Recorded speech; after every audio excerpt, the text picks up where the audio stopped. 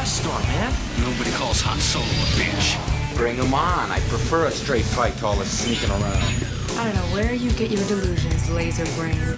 Oh, come on, bro. It's the wars. So, have you heard the tragedy of Darth Plagueis, the cave troll?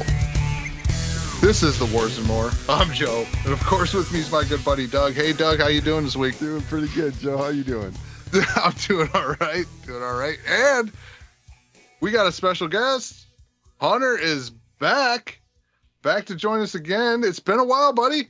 Yeah, I'm so excited to be here, talk about the best Star Wars show to ever come out. We finally got good lightsaber fights, so it's really good. Finally got good lightsaber. Yeah. Yep. Wow. Okay, you're fucking with me.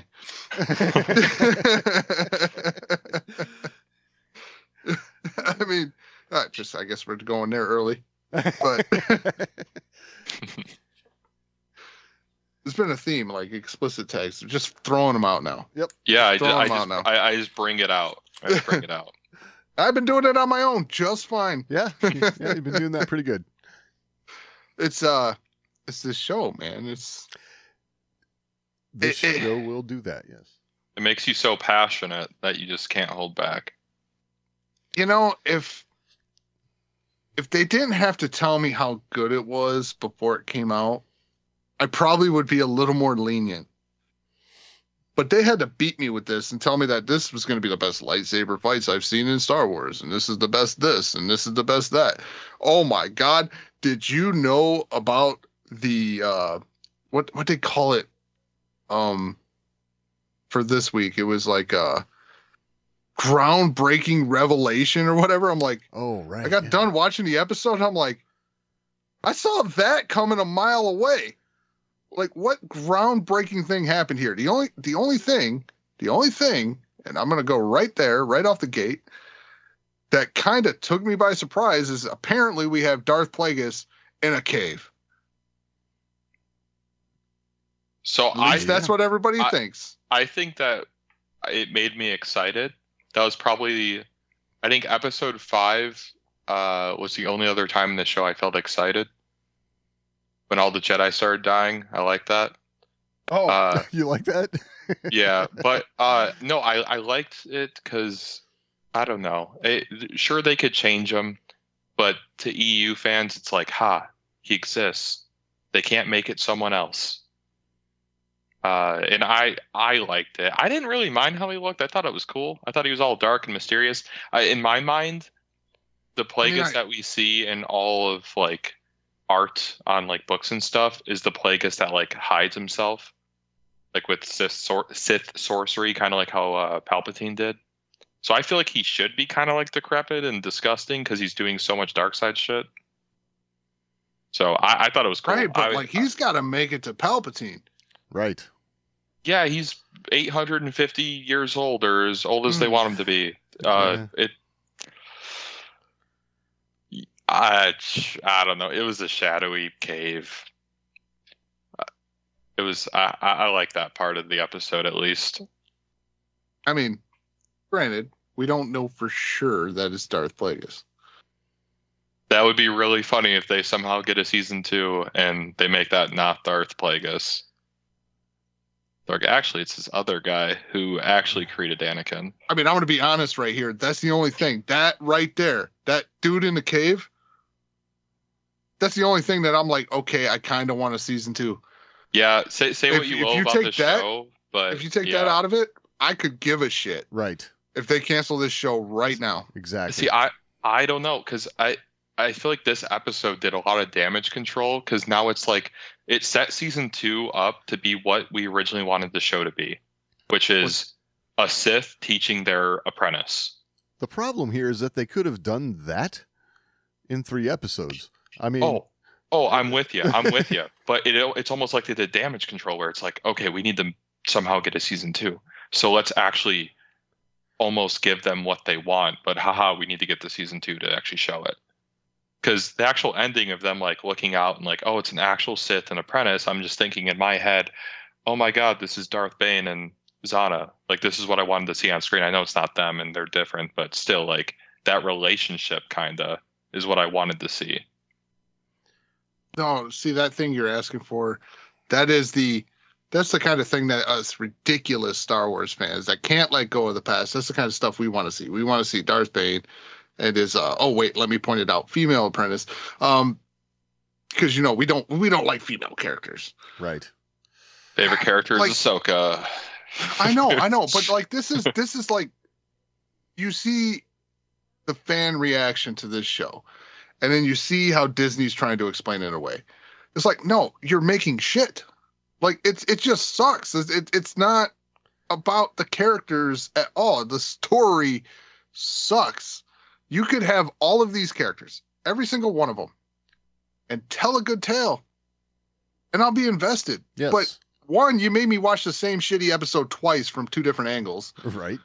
Like, that was the worst. Yeah, episode 7 was probably my least favorite, just because it felt useless. I don't know. And there were so short episodes. And it felt like they weren't, like, rushed for time. Like, they were taking their time, but then the episode would just end. And it didn't really make sense. Yeah, and then, like, you have, like, Soul, right?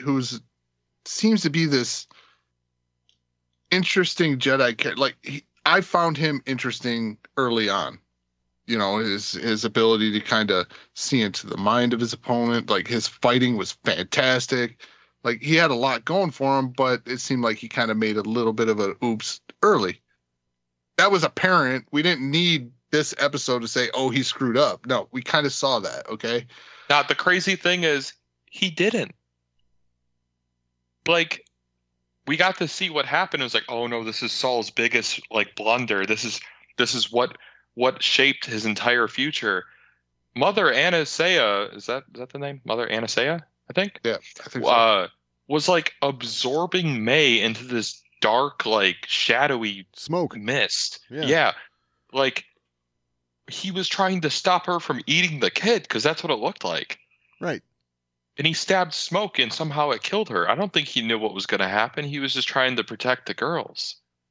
Yeah, but he made a mistake, because look what they're becoming. True. And then we find out, I did like the whole, like, oh, it's actually one person, they were split up. Because in my mind, people were getting very upset about these people being created using the Force, because they're like, oh, that takes away everything that makes Anakin special. But in my mind, they weren't able to do that. They had to make it 2 bodies because one body couldn't contain all of it. Here's the problem. Anakin was the actual one that could. Here's the problem.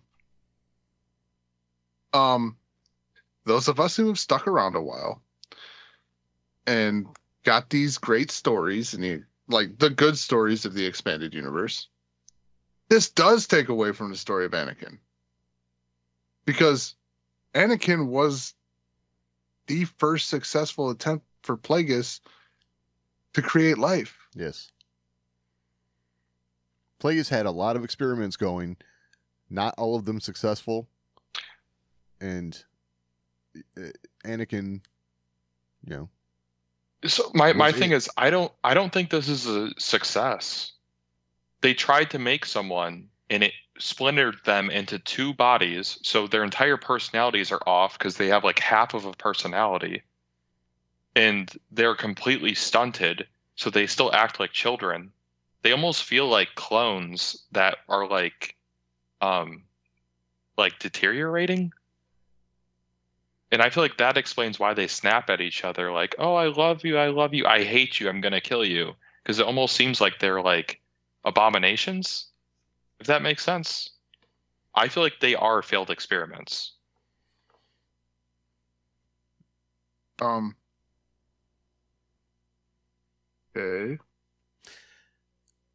I guess my only issue... choked out a Jedi Master. Right. What did you say? She just choked out a Jedi Master. He let her. Made her lightsaber bleed. Yeah. Yeah. Anakin could slaughter a whole temple of younglings. Thanks, Doug, for pointing that out to me earlier. Right. No, that's explained. She touched the crystal. The crystal was jutting out of the lightsaber, and you could see her hand like corrupting it, because you have to actually touch the lightsaber crystal. not just the hilt. No, you have to actually touch the crystal. So her like finger was on the see crystal? it. Yeah, you see the crystal because when it drops the I'm lightsaber, calling like breaks bullshit it. on this. No. I'm up. pulling it up. I'm pulling it Yep. up. Don't Her worry. hand actually touches the crystal, and there's like this weird like vein thing that's in her hand, and it looks all dark. I mean, it makes sense to me that like, hey, Anakin obviously he should have turned his crystal red, but that wasn't a thing back then. But this explains it, the fact that you have to touch the crystal. Yeah, I'm calling bullshit here. Look at me defending the show. I'm just trying to make it interesting. Yeah, look at you. Look at you. I just don't want to. I mean, It had a lightsaber, so we know Hunter loves it. Yeah, but It's it didn't have the amazing cool because Force lightsabers is stuff. all you need. It didn't have the cool Force stuff I like. I don't know. Soul had some pretty cool stuff in this one. Yeah, Soul is awesome. I think besides, Like the I last- love when what do we call him? Stranger. What's his Chimere. Chimere. Yeah, that guy. Darth Arms. Or Yeah, Smilo Ren as what was it? Star Wars. Kylo Ren's pretty good. Yeah. You know, when he had both sabers like looping around, coming back at him, and Soul closes down his saber and does this like spinny force push. Dude, that was awesome. That's the first Force repulse we've ever seen. And and I think an actual like show, because it's in the Force Unleashed, but This is great. I just logged into Disney Plus and the Acolyte's not up top. So I got to search for it real because quick. you already watched it 3 times, they know you're not going to watch it again. Dude, I couldn't find it for the like it wasn't on my continue watching. Well, I think when 8 came yeah. out, it was weird. well, all my Disney Plus has been weird ever since they're doing like that merger with Hulu. It like forgets I've watched shows and keeps making me restart them. Wonderful. Yeah, I don't know what's going on, because when I was watching X-Men 97, it kept acting like I didn't watch the show, which is a great show, by the way. Amazing show. Best show of the year. You know when I watched that? In 97. Nah, you watched it in 96, actually. Okay. That's why it's called 97, I because it gotcha. ended in 96. But it takes place right after that. It like starts up Oh, after really? that show ends. Oh. Yeah, it's seriously, and it makes it's way more like adult, I guess. It's way more like mature themes without going too overboard. Interesting. The show is fantastic. Like seriously, my favorite show of the year. Okay. Fantastic. I have to say, just throwing this out there, I can confirm the crystal was like sticking halfway out the lightsaber. Yeah. And I mean, you're acting hand like I'm lying. I was touching it. already looked this up. Okay, but okay. Okay. One act. I'm sorry. I don't know. One act of Sith-like behavior, and Reddit goes. I don't know.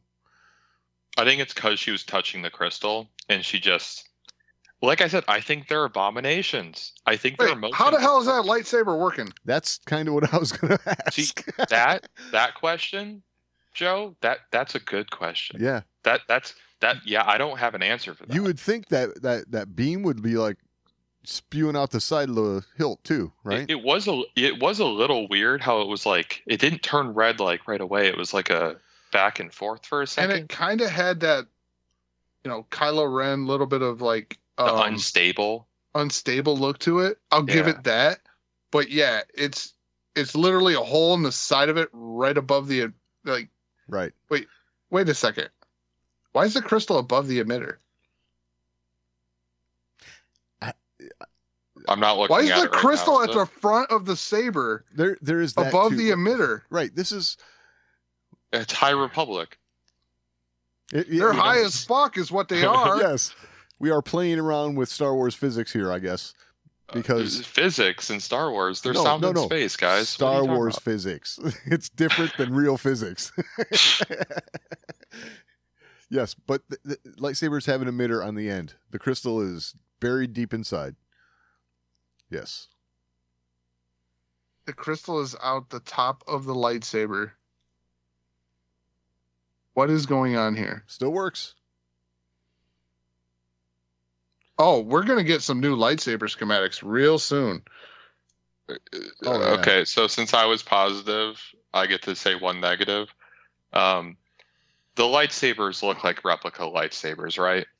Like they Yes. look like what you'd buy at Galaxy's Edge. Sure. Yeah, It- but It feels like fan made. Like when you buy a lightsaber at Galaxy's Edge, you know where the crystal's at? In the bottom of the hilt below the emitter. yeah, but what about the High Republic one? I don't know. I don't either. It's weird. I mean, again, that doesn't bother me because Star Wars technology is always weird. But I thought it was cool that they did make it so her hand was touching the crystal. And did you see how there was like that weird vein?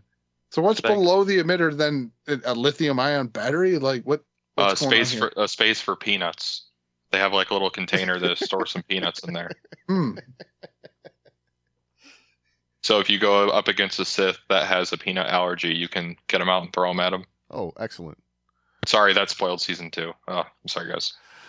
Oh, I love it. Yeah, that lightsaber shouldn't But- be working. In general, though, like I don't know if this is if you guys. I mean, I don't like the show either, but I don't know if like you guys did like the fights, right? Yes. Yes. Do you agree that they were better than any other Disney thing we've gotten? No. Like compare it to No. Disney. What do you think's better? Okay. You're saying, does it have to be a lightsaber on lightsaber fight? Are you gonna? I mean, are you gonna say like the Royal Room, the Last Jedi, when Kylo and Rey are killing everyone? Okay, I like that one. I like that one. Okay. Yeah. I even like the Rey and Kylo fight in The Rise of Skywalker. When they're on the like Death Star Yeah. remains. Okay. I thought their fight was good. No, but I'd say Disney TV. Let's go Disney TV. My favorite lightsaber play in that is Shadowstalker Ahsoka in The Mandalorian, where she's like stick and move. Like it's not a lightsaber fight. When what fight? So Ahsoka's- it's yeah, it's where we meet when they're we meet when what's her sh- face. yeah. What is magistrate? Oh, the one with the spear. The Yes. Yes. Night Sister like right. Yes. Yes. initiate or something. We just did a whole Yeah, she was show in about Tales of part- the Sith or Tales of the Isn't it Empire. Morgan. Morgan. Yeah. Elsbeth. Yeah. Elsbeth, yes. So at her fortress, Ahsoka's like Shadow Stalker Jedi like sequence. I love that. You thought that was better than this? Yeah. I thought this is like so good. I think him, at least episode 5, him Dude. headbutting a lightsaber was the most metal thing I've ever seen. I don't care. My inner child was freaking out. I thought that was so insane. Huh. It's like, oh, cortosis, that's canon, cool. And then I don't know. I don't think it was thought that I don't think it was canon in that manner. What do you mean? Like cuz it diminished the effect of the lightsaber. Like it didn't say like, oh yeah, it shuts them off. Otherwise everyone's going to use cortosis. Right. Like It's rare. it wasn't that rare in the EU. It's The rare now. That's what it does in the EU, though. I don't think it shut them off. Yeah, it does. That's why people knew what it was at first. Okay, I didn't remember it shutting them off. Yeah, because there was some Sith that used it. Like, it was Darth like his thing. Bane? No, he didn't use cortosis. He mined He had the weird orbalisk, like, alien things on him. right. Well, he mined cortosis. Yeah, There's some, like, old Republic, I think. Like, one of the, like, crazy Sith. But anyway. I thought that was amazing. I thought this fight was good besides the weird slow-mo Zack Snyder thing they did. Thank you. That's the part that drove me nuts.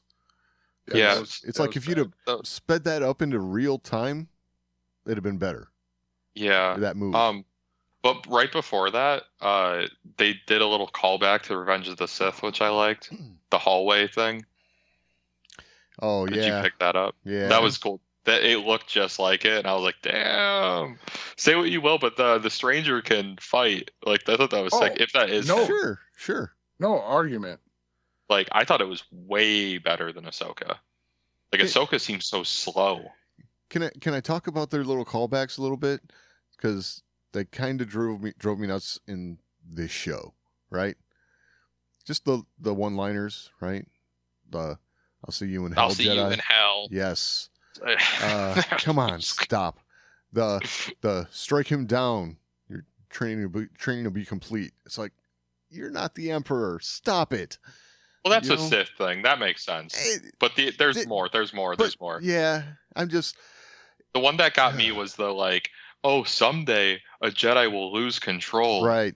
Oh. Or that one was a bit on the nose. Oh, like, yeah. Or yeah. Your good intentions will be your undoing. Right. Yeah. It's like, okay, really? Okay.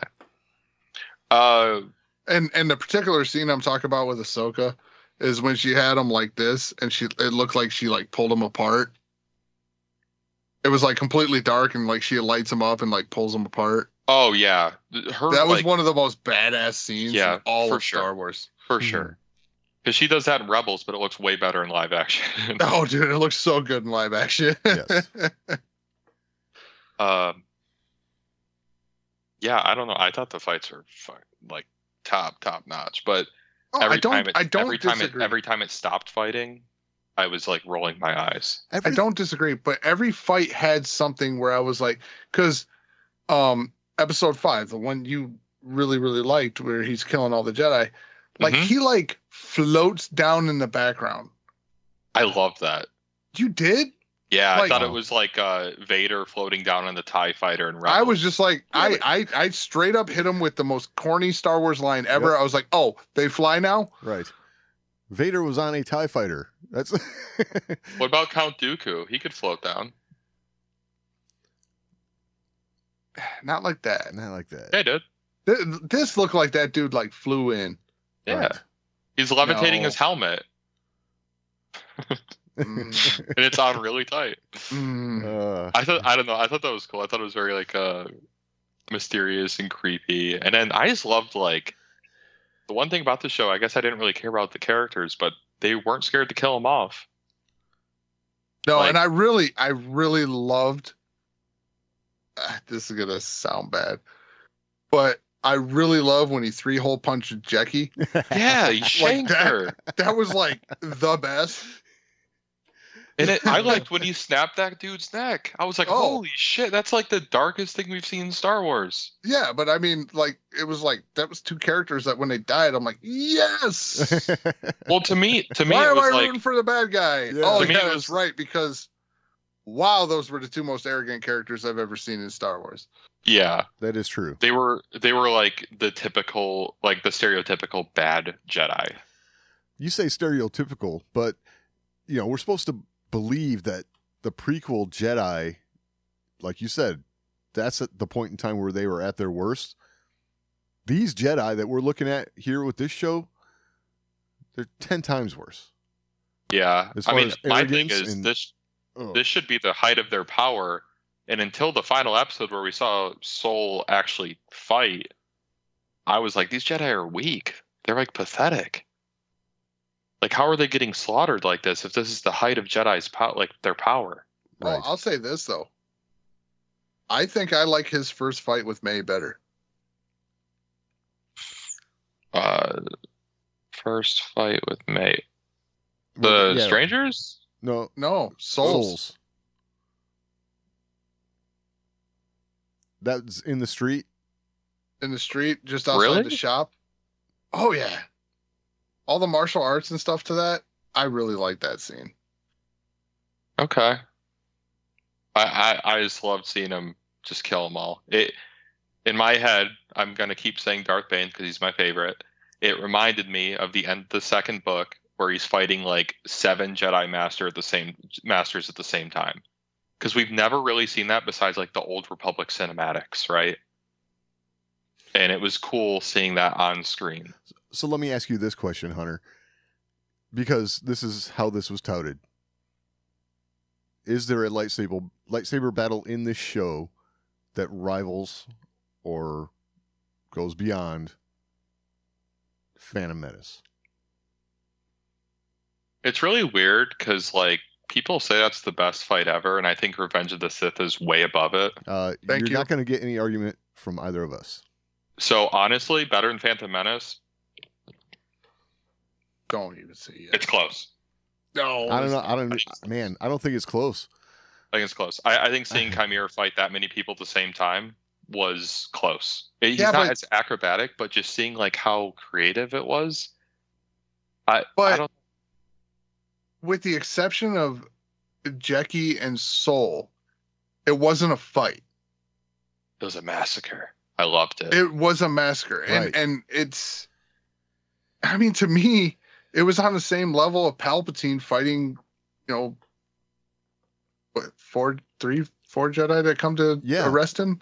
Fair, I'll but agree I with thought you this that. was shot. Yep. This was shot way better. And there Yes, was I more won't. stuff I going won't on. argue with that. That scene was shot. That scene was shot like it was shot in 2005, but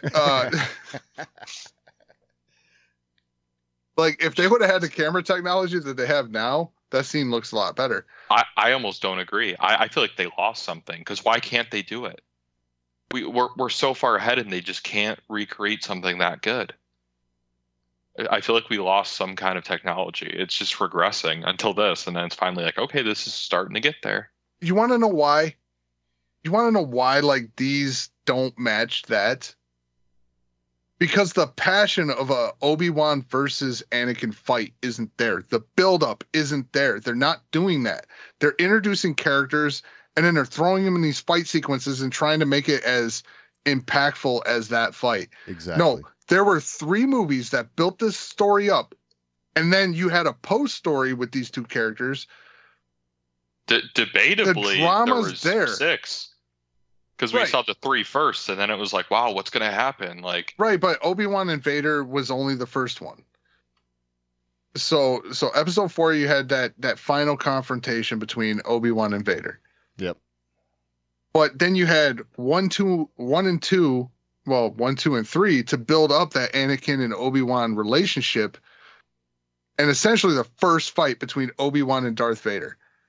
There's so much emotion and things going into that fight that make that fight so impactful. Whereas this is just like, I've seen Jackie for an episode and a half or 40 minutes, 3 episodes, whatever. And I'm supposed to like be emotionally invested into her death. I'm just not. And Soul, like, I'm sorry. All they did was made this guy kind of bumbling throughout this story. Like, he started really good, and then he started good, and then they just kind of like tore him down for 2 or 3 episodes before he gets to his final fight. Mm-hmm. And it's like, there's just no emotional involvement in that fight for it to be so good. Right. Whereas Obi-Wan versus Anakin, dude, it's like these are 2 brothers Yes. that have reached this point. Like, I wonder why, if that's the reason I don't really care about the Darth Maul duel that much. Because we don't really, at that point, we don't know anything about Maul. They don't really have a relationship.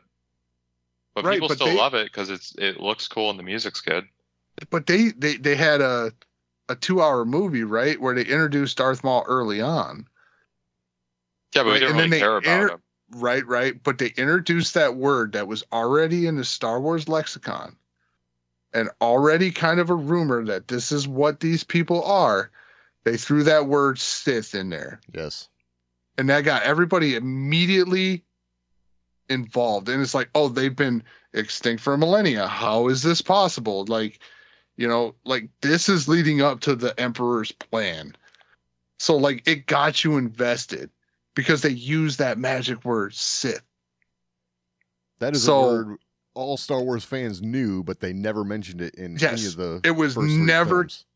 It was never canonized until that moment. It what first showed up in one of the novelizations, right?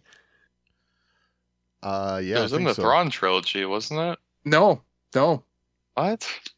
No, the first usage of it, I want to say, was Return of the Jedi novelization, something like that. I could be wrong, It might have been. It was But- not in the movies, though. it was not in the movies. It was never used on screen. So the usage of that word Sith made that fight just mean that much more.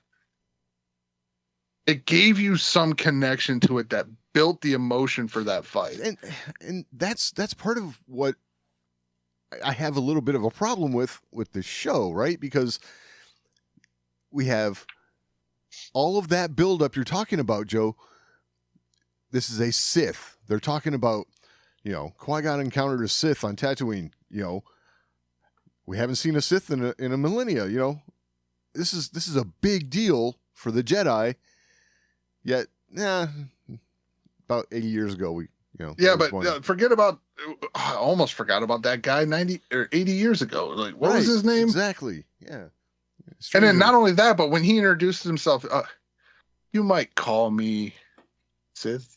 Right. You might call me. Are you a Sith or not? Well, I think he's just saying like, oh, if you're not a Jedi, you're a Sith.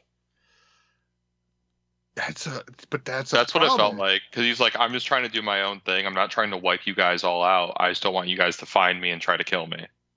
Yeah, see, that's a problem. That's a problem. Why use the word? Because he's being sloppy about the rule of two, if that's actually a thing anymore. I right? also think he's kind of just arrogant and a smartass, like, which I liked. I like the whole, you killed a kid, you brought the kid to the fight. Like, you guys are stupid. Like, what do you mean? But why toss out a name like that? And And then have Sol go. And then have Sol go. Why? Why do this? Why risk exposure? I had a mask. I thought that was fun. It made me Dude, laugh. oh, that made It's you such laugh? it's such a Okay. stupid, Oh. corny Now, line. I'll give you that, Hunter. I'll give you that. It was funny. It made me crack half a smile.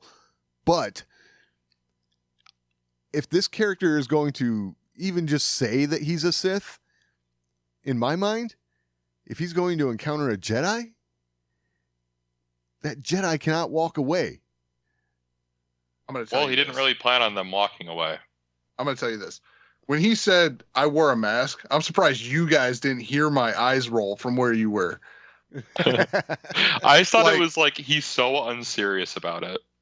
I mean, I dig that part of it, but man, that was such a. You throw out the name Sith. This is in a period where they're not supposed to know they exist, and then you crack a joke. Yeah. And not only that, but a bad joke. It's a dad joke, is what it is. And I think that makes it funnier. The fact that it's like, it's such a serious moment, and he's just like, I don't give a shit. You would maybe call me a Sith. I'm going to kill you anyway. I killed 9 of your friends. If he would have said a little more of that, it probably would have made it better. Yeah, But I don't he know. didn't. I really enjoyed his scenes just because he seemed like don't- a dark Jedi. He doesn't seem like a Sith. He seems like I a guy that's agree. doing his own thing and wants his own thing, but he doesn't care about like following the Sith. Yeah, but he's got Plagueis in a cave right Right. behind him. We don't know. We don't know if that's Plagueis scouting him as an apprentice, or if he is his apprentice, or what. Because we do know that Chimere was trained by, God, what's her name? Green. Venestra. Yes. We got that, which that scene was really funny too. That made me laugh. When the second she steps foot, it's like, you're survived. He's like, uh-oh, and just puts the helmet on. That also made me laugh. Thought he was I would- funny. I would like to know how well Sith mask their dark side presence from other Darksiders. Right. That's That's not a good something. question. How many rule of twos do we got going on in the galaxy at one time? I've always It's- wondered that. I think the Roll 2 is kind of stupid because of that. It's like, oh, they think they're the only 2 Sith, but the people in the Outer Rim, Right. like, how would they know? So, I mean, and the rule of two thing, like, one, I had a problem with Yoda knowing about it in the Clone Wars. I'm just like, Yeah. Well, I will say, I just finished my revisit of Plagueis today, and it is mentioned several times in that book that it is well known by the Sith and the Jedi that the Sith abide by the They have rule like too. text about it. So there's so somehow, some way. They don't say how they know, but they do say it is well known by the Jedi. The rule of two. Yeah. I mean, Yoda's old.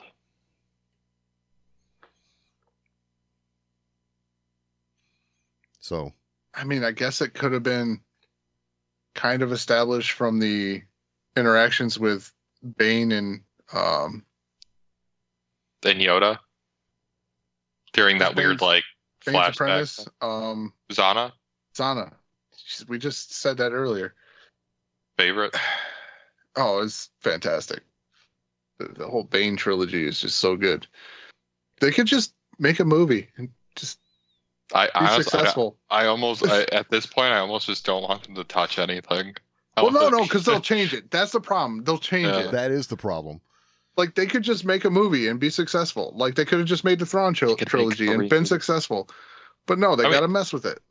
I'd be okay with them like maybe switching just a couple things in the Thrawn trilogy, mainly just because back then we didn't know a lot about the Jedi, so some of the stuff they say is a little weird. Yeah. But I mean, Sabalth can go. so Oh, I think it's pronounced Sebaoth. Sebaoth. Yeah. Sabayoth. Yeah. Yeah, nah, he can stay. He's hilarious. He's like a Merlin crazy. He's funny, but Wizard. like, he was a clone, so it kind of made it like, meh. Oh, that's kind of what. Yeah, they were probably like, "Hey, we did that." Rise of Skywalker. Hey, we did that. Right. You guys won the Thrawn trilogy. Hey, we did. Yeah, that's where it gets a little messy in EU, right? Like, it's Sebaoth in the Thrawn trilogy, but in Outbound Flight, I think it's pronounced Sabalth, Oh, Yeah. and it's the same character. It is the same oh. character. I Yeah. I listened to it on Audible, so I heard how they said it there. Yeah, so if you listen to Outbound Flight on Audible, it's pronounced Sabalth. Yeah. And I think there's another one where it refers to Sabalth, and it might even be in Plagueis. I think it's in Plagueis. They refer to Sabalth Really? and him being lost. Uh, I think Plagueis interacted with him and yes, he did at interact that with him. one courtyard, Yes. and it's pronounced Sabaoth. Well, that's just the narrator. Not I don't know Sebaoth. if there's an actual pronunciation or what. Right. I'm just saying that's where it gets a Yeah. little messy. Like, It's a yeah. I I read want to all say in the real books time. it's I want to say same in the way. books it's written a little differently too. It's Oh. It's like Luke with the two U's. Yeah. yeah. Luke, I will say, speaking of Luke, I know we talked about callbacks and like not all of them were great, but the whole like hiding the is it Shoto, the small blade? Yes. Oh, yeah, yeah. You're hiding that the same Right. way Luke did against that whip user in the Legends. I thought that was cool. So I got another question. So his two-part lightsaber. Do the two pieces use the same crystal? No, it's probably two crystals. it's got to be two crystals. So he was just defenseless after the top one got. And right. That didn't make sense. The other part that didn't make sense is once he had them separated, why did he put them back together? Because I think he was just like, oh, this form of fighting isn't working. I have to go back to Old Faithful. That's what in my head. He was like, oh, he's able to counter this. He thought he was going to use that as like an assassin. Like, oh, he's not going to be ready. That in my mind, that's kind of what I thought. Like, okay, no, we're just going to go pure anger. Also, I liked how Soul fought in the last fight. He was doing this weird thing with his hand and the lightsaber. Like Yeah. he'd like end the move, and it was like it was the biggest. The lightsaber is an extension of your body I've ever seen in a fight. Oh, I don't disagree. I Like thought his that was fighting was fantastic. Yeah, They just really shit on his story. yeah. That's the biggest problem with, it's like, man, you probably could have avoided this fight if you just made better decisions. in the story. If everyone just sat down with handcuffs and talked for an hour, I don't think they would kill each other. I think they just need to have an actual conversation without like screaming at each other and trying to kill each other. Sure. Do you work in HR? No, I've just seen U.S. politics. But like seriously though, like it seems ridiculous. Like I hated how episode 6 ended with Saul having May like captured, right, and saying, "No, you're going to listen to what I have to say." And then 7 does the flashback, and 8 picks up with May talking Yes. and saying, "So why am I here?" Blah, blah, blah, blah, blah. It's like, wait, I thought Saul was going to go on like this giant story, and he didn't. That felt weird. And also, like, they completely switched Osha's personality between 6 and 8. She was like scared of Chimere and like hesitant, and then in 8 she's like, "Yeah, you can come if you want, I guess, but you're not going to stop me." Like, where did that's not who she is. Right. I don't know if they put that episode there to be like, hey, we're going to change these characters and hope people don't notice, but it's kind of what it felt like. Not only that, but they threw the yes, we'll go with Chimera, right? So they threw this whole Sith moniker out for Chimera, right? So what Sith master, okay, in the history of Star Wars sees his apprentice or prospect of an apprentice start struggling in a situation and goes, "Oh my God, are you okay?" Normally the Sith are just like, if he dies, he dies. That's right. I thought that was actually, again, I actually like that. That's funny. Really? It seemed manipulative. He's using different tactics. On May, he was very harsh. And on Osha, he can tell if he's soft and gives her space, that's how he can manipulate her. Because I thought that's why Usually don't he was... get them if you're soft. Well, he saw what she could do and how powerful she was. That's like, I don't know. That felt like actual manipulation instead of just being dark and evil and yes, if you fail this, I'll kill you. That's like, no. I would have I'm felt going that to- way if he was a little dude, I don't get it. Well, we see him be very dangerous when he slaughters Jedi, and then we see him turn it off and start being charming. And that almost seemed like he had a mask on. Kind of like how Palpatine was like a senator. But the problem is he fell in love. I don't think so. What? I don't think so. I think he's 100% just trying to pass what he has on. I think he's 100% manipulating her. I think he's actually like way more cold-hearted than you're thinking. Really? Yep. I think it's 100% manipulation. Okay, so what you're Disagree. saying is he's just looking for manipulators. He's just looking for a pupil, like Mhm. he said. Okay. For some reason, again, the story's bad, but like the character motivation. He's looking for a pupil, but he's potentially Plagueis's pupil. Or maybe he's Plagueis's pupil and he doesn't want to be, so he's trying to give Plagueis a pupil and run away. Again, he kind of reminds me of the Dark Jedi from the Bane I would trilogy. just make him a bitch. Well, he's just like, I don't want all this. I just want to do my own thing and not murder all the Jedi. I'm okay with the you're gonna have two different personalities, one for like public view and one in the shadows. Yeah. Then keep it that way. Yeah, You know what I don't be mean? holding hands at the sunset watching Right. the ocean. Exactly. I thought that was like, let me just keep this is how I keep her on a leash, pretty much. That's what it felt like. Like, this is how I'll teach her. And then eventually it seems like once you do enough dark side stuff, you just kind of snap and turn pretty evil, I guess. So what I you're liked saying- it felt like how Palpatine was super nice to Anakin and like, oh, your mother, yeah, how you told me about her. And then the second stuff hits the fan, it's like, So you'll never backtalk me again. So it's kind of this thing with Darksiders, right? Where they build attachments and then they rip those attachments away. Yeah. Oh. So he could have just killed her sister, ripping that attachment away, feeding her anger, made a Sith, like they did in the old days. No. Or No. made They her need to- kill her sister. That would've been better Absolutely. yet. Which I'm gonna say flat out would have made this much better. Yeah, absolutely.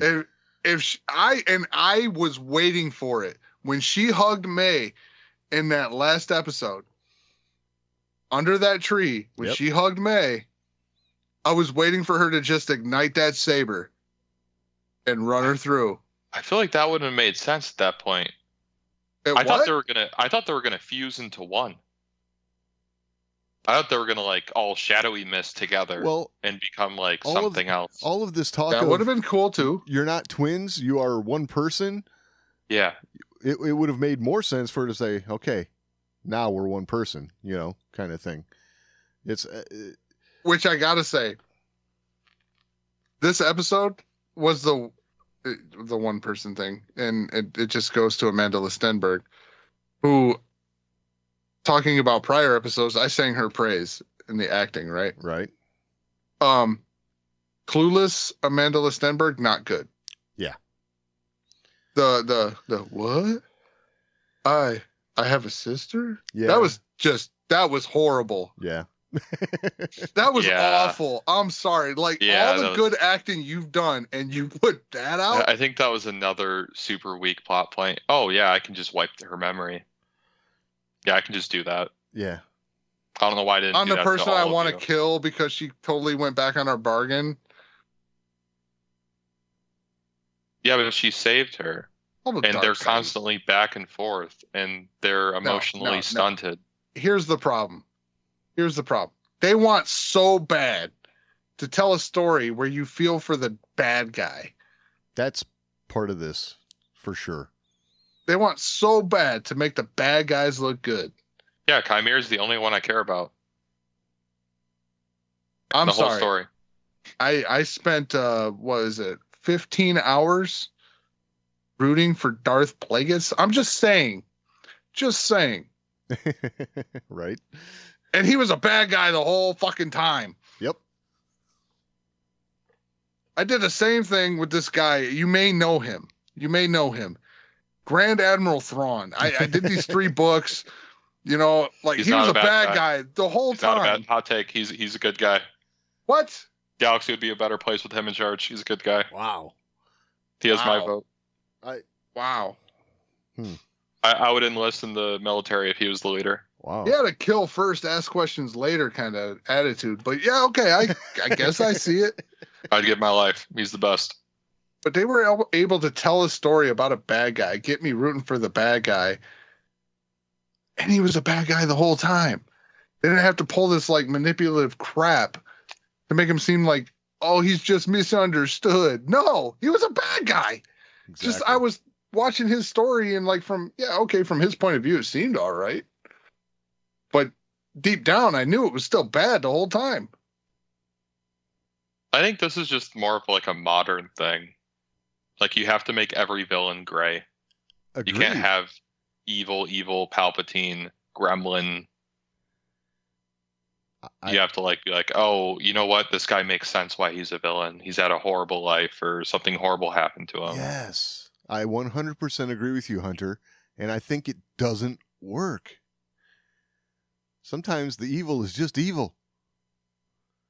Which I feel like we've seen in a lot of Star Wars. And it works. And it works. Yeah. But I do like I'm cool with them being evil, not having a lot of reasons for being evil. It's a little dull, but I mean, I like it with Palpatine, obviously. But I do like I might be evil, I might be an asshole, but I have a personality. And that's what I got off of Chimera. Palpatine had a personality. Sure. He was just evil. Was he? Especially in the original trilogy, he's just evil. Yeah, the OT, yes. But that was In the original after- trilogy, sure, Yeah, right. maybe. But if again, we don't know Luke if would that's have just personality. agreed, would he have been that bad? If what do you mean? If Luke would have just joined him and not resisted, would he have been that bad? Luke just had to be stubborn. But come on. before Palpatine was just the- misunderstood. Before the prequels were written, probably, but after, nah, he probably would have been chill. It's like, finally, I have a chosen one. But also, after knowing all the stuff that happens with Palpatine in the future, he's incredibly selfish.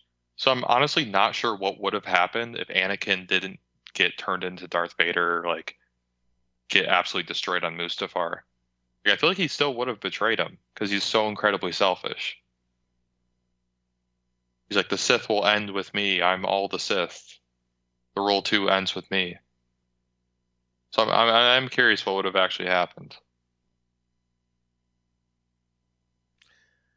Well, I guess we'll never know. Yeah, we We'll won't. never know. Until Ray goes bad. Oh, wow. Don't give him any ideas, Joe. What they did their foreshadowing. I know. She has Force Lightning. Just Only the lightning. evil. Oh. Only the She's evil She's got the people have Force switchblade. That's true. Switchblade, saber, yeah. Which, sorry, made no sense. But, okay. Oh, was the switchblade lightsaber better than the whip lightsaber? Or? That's something else that does bother me. Is like, we've always got to like innovate lightsaber. Ever since we had Darth Maul, it's like, oh my gosh, there's two blades. We have to innovate with a new style of lightsaber. It's like, I mean, that was directly from EU, though. sure. Yeah, but I know what you mean. It's like now this one is like the Inquisitors. This like spinning, and I can fly with it. yeah, and It gets pretty ridiculous. Yes, to the point where it's like distracting. It's like, I don't know, all the The effort whip put I'm is into just just gonna awful. shoot you with a gun while you. The whip do is just lightsaber awful. stuff. Yes, I don't care where it's at, when they've done it. The whip is awful. Like, it just doesn't make sense. I know Star Wars isn't supposed to make sense, but this is just ridiculous. I'm curious what George Lucas thinks of this show. I don't think he does. Well, I'm sure he joined a lot of people and didn't watch it.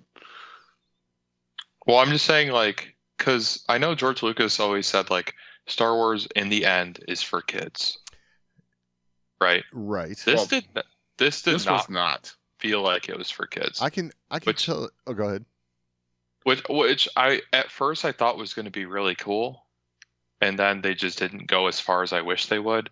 It's almost like they teased all the darkness with like, oh, I'm going to snap a neck, oh, I'm going to make someone commit suicide, and I don't know if I expected it to turn into Game of Thrones or something, because then every time they went back to being regular Star Wars crappy dialogue, I was like, this feels off. I feel like it needed to be Andor dialogue if they were going to be that dark. Like, the dialogue was too lighthearted for it to be that dark content. Yeah. But he wore a mask. The people he killed didn't. And their eyes were open when they died, which I loved. Give me Death Troopers. So I just want to see a Star Wars horror movie. I can say this much about George Lucas. The last thing that I think we've heard from him was from the Cannes Film Festival, and basically, I'm paraphrasing, but it basically said, "Yeah, they don't get the Force. Apparently, the only one who understands the Force is me." So, Damn. He Yeah. didn't even say Filoni. right, that is true statement right there. He did not even say Filoni. Well, Well, you sold it. Sucks. Yep. I'll say this about Filoni lately. Filoni, while he still does Dave Filoni things, he's also buying in. Agreed. But he's got a job to do, and he works for an employer. Yep. Got a job to do. But he's bought in more so than he ever has. Well, what has he worked on besides Ahsoka? Like, recently? He But he's is. been a consultant on pretty much everything. He is. Was he? I didn't think he touched this show. He This has, show, I don't think he touched. He has final creative say on everything now. Yeah, but Oh, I didn't wait, see yes. his name. I didn't see his name anywhere on the show. I didn't look for it, but I think I it's did. implied, but Well, I was just curious because it almost felt like we could tell. Because I mean, I did like Ahsoka. I have problems with it, but I liked it. It was his first try doing a live action thing, so it's going to be a little rough. I hope it's better later on. But the show felt different for sure.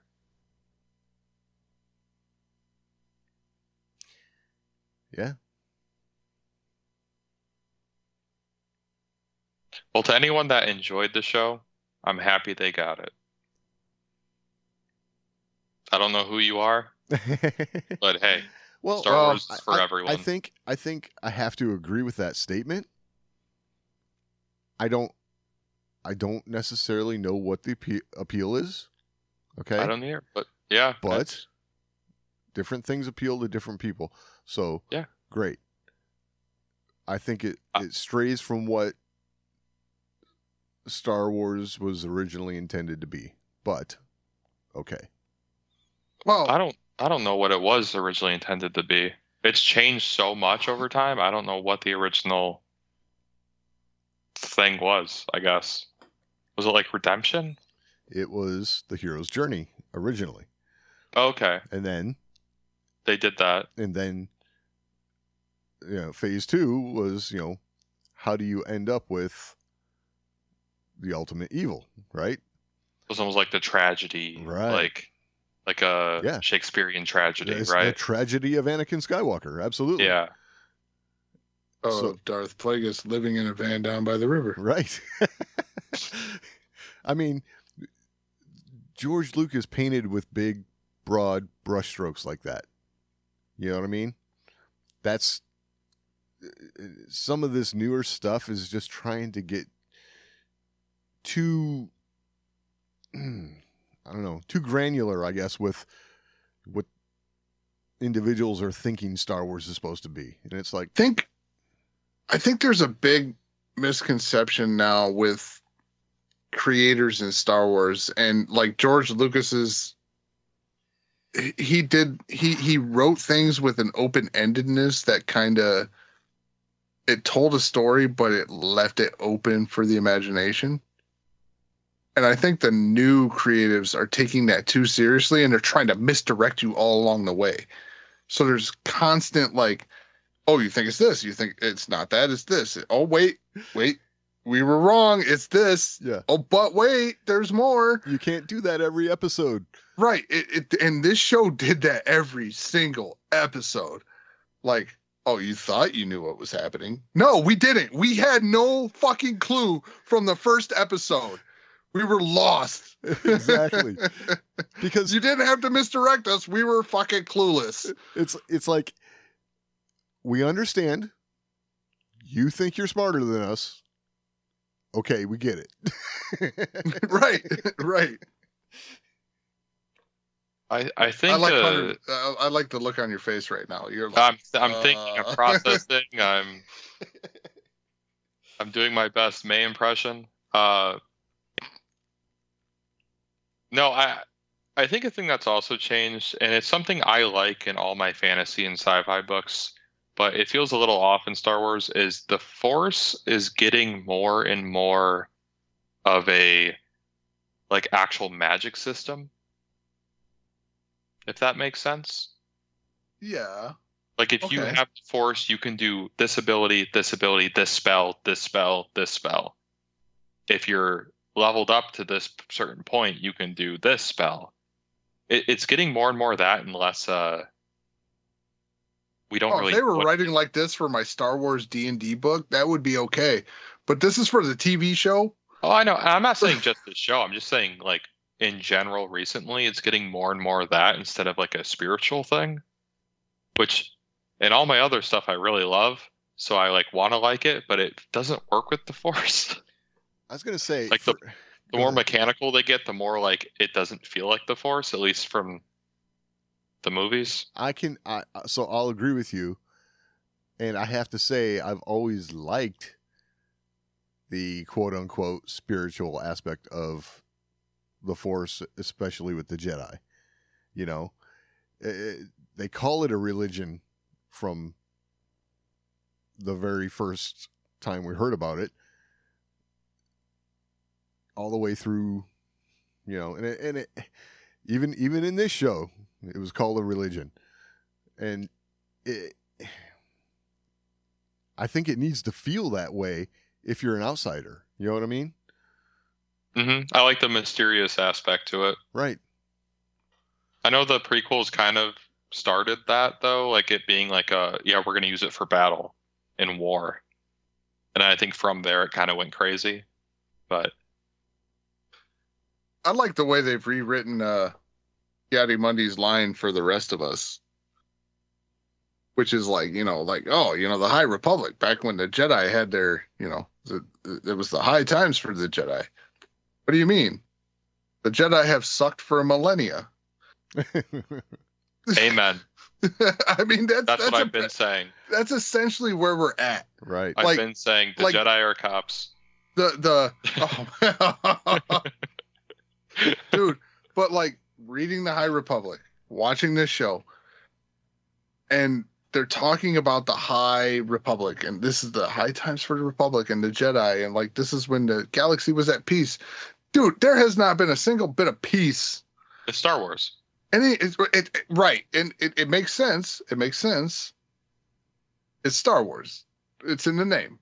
There shouldn't be peace. It's wars. If there's no wars, what the hell is it? It's just Star. We got a star. Yep.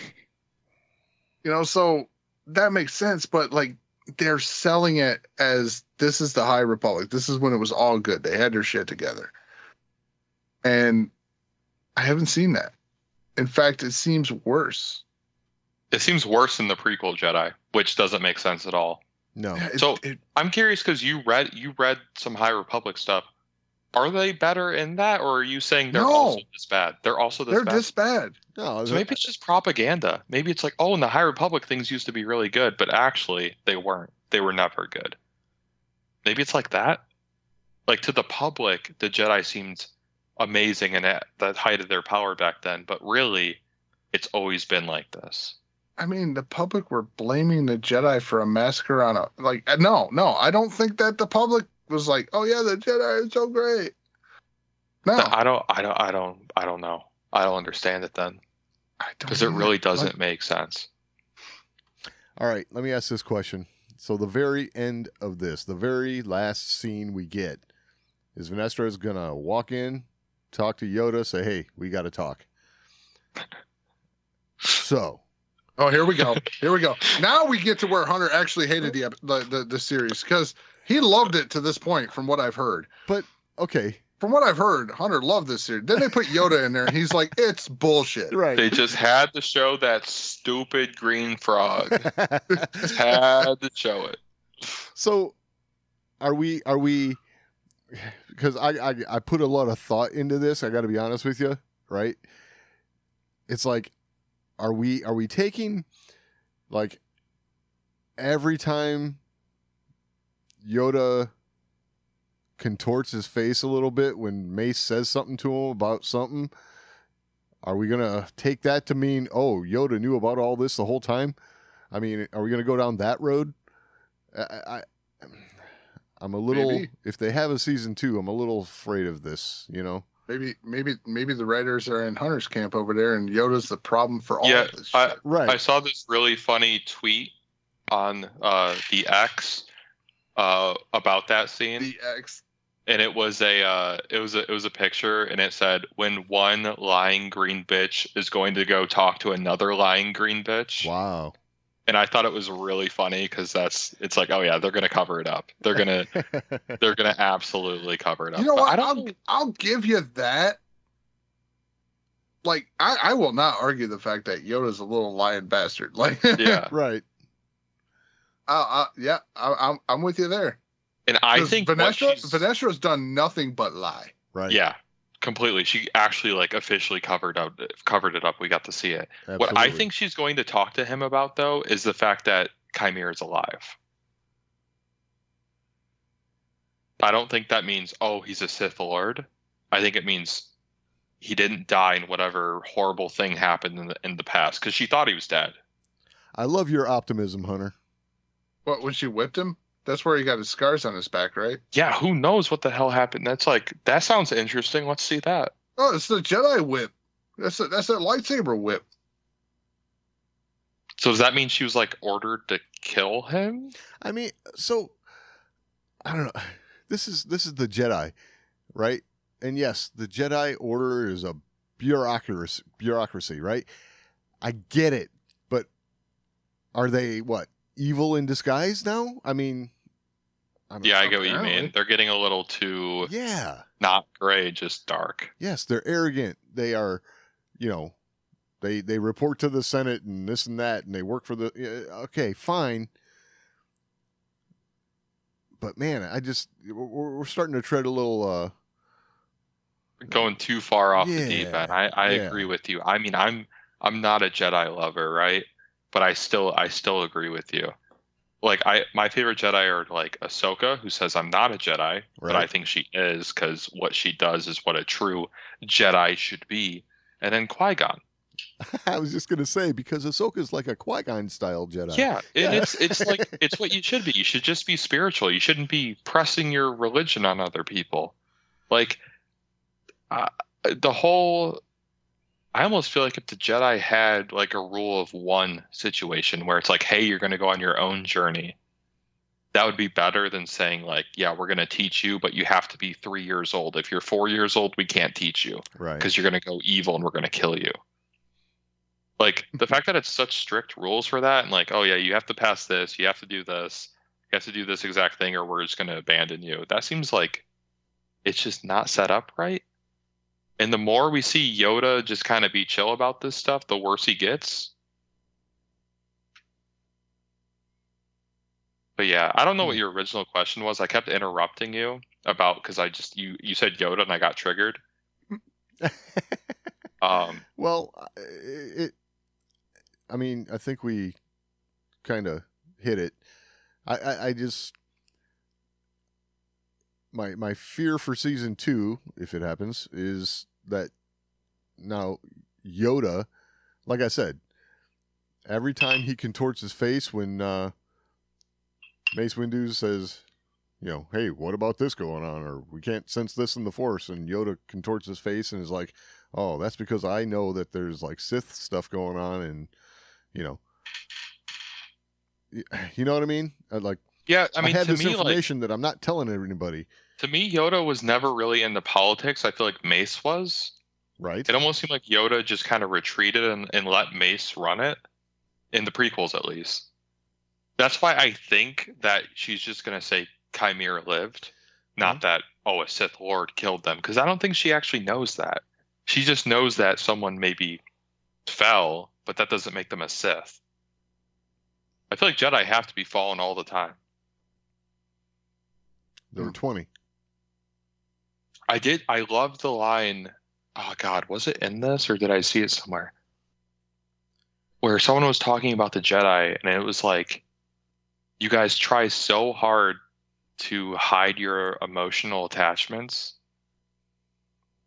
Was that in this? It might have been.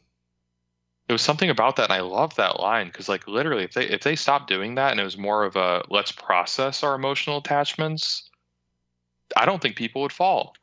They try to turn themselves into sociopaths with like no emotion and no attachments. It just doesn't work. And you think they would learn over thousands of years, and they just don't.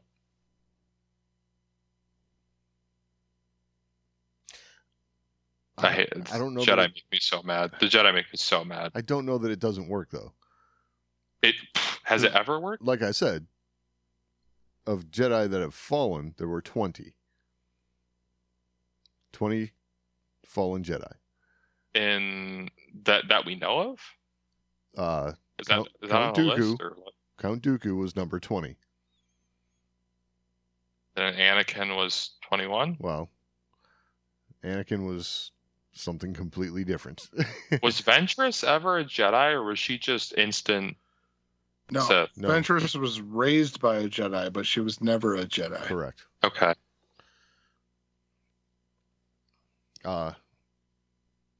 Yeah, that And they could have been covered up because the more Star Wars we get in the past, there's going to be more Fallen Jedi because every single show or whatever we got has to have some kind of Fallen Jedi. Oh, that's yeah. Agreed. I gotta take this opportunity. When he said that right there, you know what story is a lot better than what we're getting right now? What's that? Bane. Ah. Oh, it's not working. Shit. The Mandalorian? There we go. No, the Darksaber. Just the Darksaber. The original. Yeah. That's where I was headed with that, and I was like, it's not working. So, what are you saying? Just follow the Darksaber through time? No. I was Just the start of it. Just Hunter was shitting on the Darksaber for a while. Oh. Was I? Yeah. Well, I think the Mandalorian made it a little stupid. The whole you can't wield it. It's like heavy. It's yeah, like, yeah, that was a little weird. Oh, that made it a little bad. But yeah, I think it looks awesome. But that's not the Mandalorian's fault. That's not the fault of the Mandalorian, the show. It's the.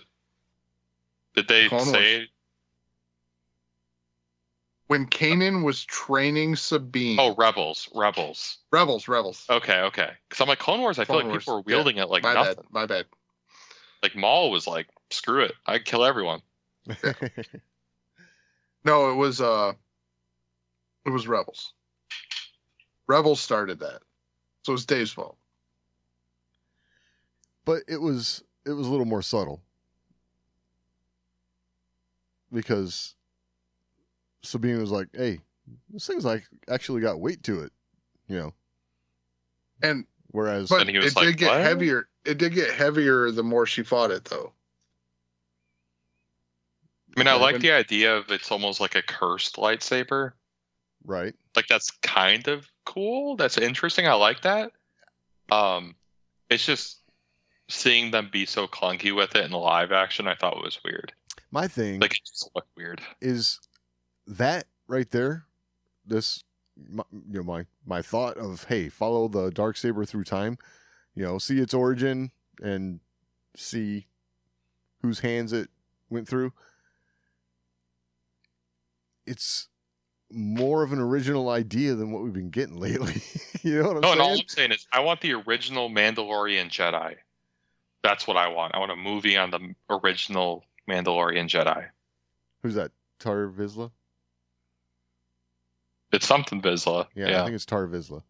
I think it'd be so cool to see. Are you guys terrified? I saw the showrunner wants to do Knights of the Old Republic. Are you guys as terrified as I am? What Showrunner for what? I don't know her name. Leslie Headland? For the Acolyte? Yeah. She wants to do Knights of the Old Republic. Oh God! I'm like, don't touch Revan. Don't touch Revan. Should never happen. Yeah, I still know who can do it at this point. Star Wars almost seems cursed. Me, Yeah, I will do it. Yeah. I got this. I mean, I got to be honest. When there was the talk of Benioff and Weiss doing it, I thought that could work. Who is that? The Game of Thrones guys. Oh, But you didn't watch Game of Thrones, though, did you? I did. Oh, I thought you hated it. Oh, it was not great, but I watched it. But Better I than think- this shit. Yep. Look, I will say they did a great job when they had content to go off of, like book material to go off of. So if they did KOTOR and they had KOTOR to go off of, honestly, they probably could KOTOR, do a great job. Like, yes, use some of KOTOR. Maybe use Revan. So the book He's the main Revan- character. Well, the book Revan. Oh, I didn't read it because I heard it was bad. It's Because they bad. rewrote a lot of stuff. It's bad for some. It's bad for Knights of the Old Republic fans. That's I don't me. know if it's bad for Revan. Oh, okay. That's fair. But I think for Revan, the problem is that you can't go off of Knights of the Old Republic. You can't go off of Revan, the book. You have to go off of all the EU and all the legends that are told about Revan throughout the course of the EU in order to make that work. Because there's so many little snippets that show up about Darth Revan throughout the history of Star Wars that you have to use all of them. You have to stay in that box. So it's a hard story to tell. I'm going to hard disagree, but also agree.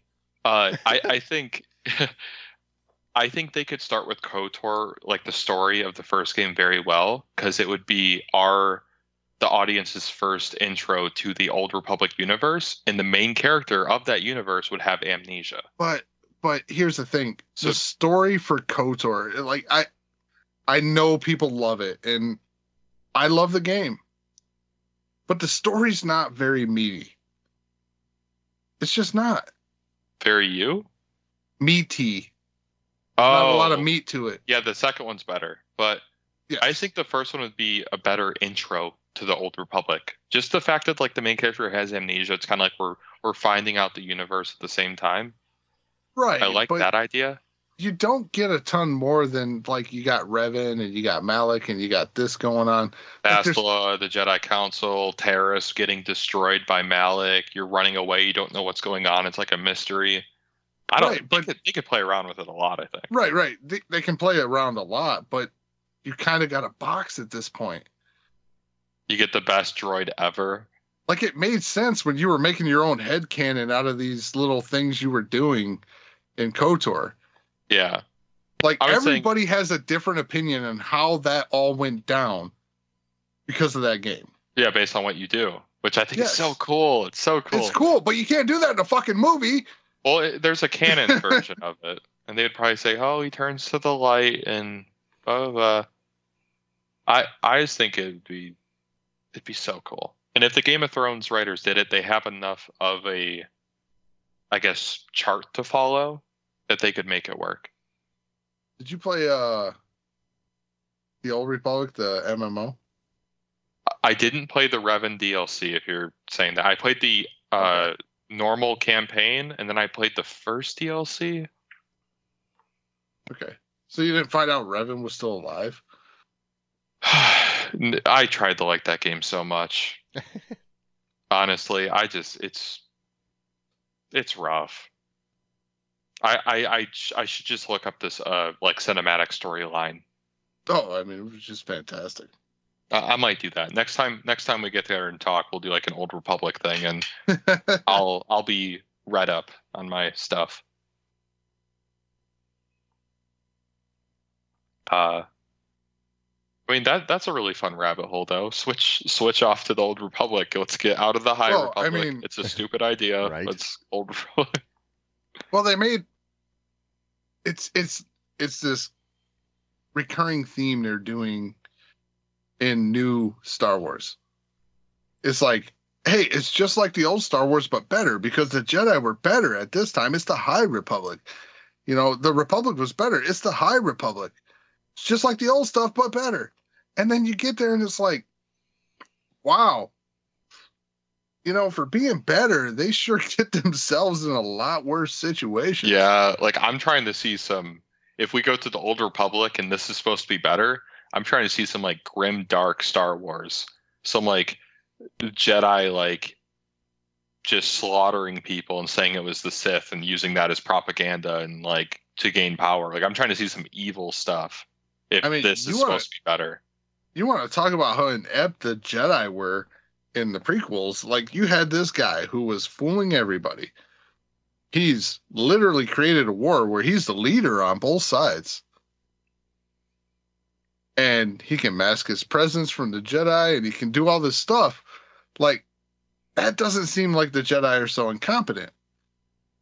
But you get to the High Republic, and you got these non-Force users that keep outwitting them.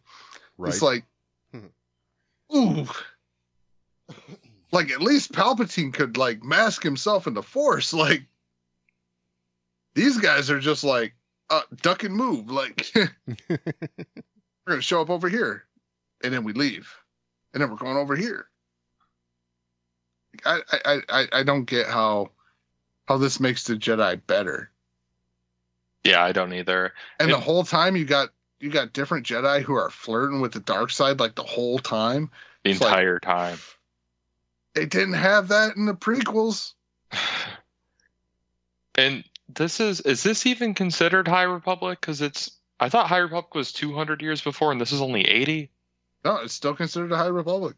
Because I want to see like the actual High Republic. This feels like the Middle Republic.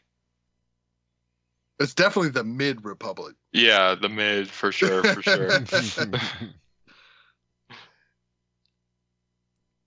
Shit. Sorry. Knocking stuff down. But yeah, I don't know. They're trying too hard. Yes. That's the bulk of it. They want to be better than the stuff we know and love. And this one, it hurt this series in particular because they just did nothing but tell us for 6 months that they're better than the stuff we know and love. Which I'm actually glad I didn't watch all that. I didn't watch any interviews or see anything online of that, so I kind of did go in blind. I still didn't enjoy it, but I think that helped. Yeah, Like it made me less angry, I think. Yeah, it definitely made it worse. I can see that. I mean, if they were like shitting on the old stuff and saying like, "Oh, this is something else," I would be mad too. They didn't necessarily shit on it. They were just trying to sell their stuff, and they were selling it as better than. Like, oh, the most iconic fight is this, and we did it better. It's like, yeah, there was that. I kind think of you're stuff. missing. Better's hard. Better's hard. We have so much attachment to that. I don't think they could. No matter what we saw, I don't think it could have been better. It could have been close, but I don't know what they could have possibly done to make it better. Here's the thing. I'll say one thing they could have done better. So, What's one of the things that made that fight so good? The Darth music? Maul. Yes. yeah, I got it absolutely. instantly. I'm a musician. I got it instantly. Yeah, The music in this show is There was music? lackluster. yeah, it's lackluster. There's music, but it is lackluster. Yep. Like, I'm sorry. Yeah. I know Yeah, that I like don't remember anything. we're for the second time in this show we're going to mention another Star Wars podcast. But back when Rebel Force Radio was doing Star Wars Oxygen, they nailed it, right? It is the oxygen that Yes. breathes life into Star Wars. The music's important. And in this show, the music falls flat. And I mean flat. I mean, I remember none of it. There is not a single note of music in this show that I'm like, wow, that was really good. I agree 100%. But do you remember how big of a deal it was when Ludwig Göransson was like coming up with the theme for Mando and all that? That was huge. Right. Yeah, I was gonna say, what other TV show had a really good music thing? And I was like, oh wait, Mando. Yeah. I'm like, that's Mando? a very, very good theme. Ahsoka's music was pretty good. I don't really remember Ahsoka's as much. Mando's like sticks out like a movie. Mando sticks out. Don't forget Kiner, Clone Wars, Rebels. Kiner did Ahsoka. Oh God, Kanan's last scene. Right. in the I want to show. say Kiner did Ahsoka. Makes sense. I mean,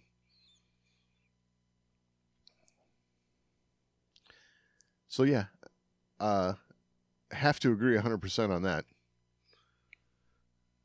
I have already started seeing them go over fight scenes and clips in certain parts with old stuff, old music, and it does make it better. Oh, really? Yeah.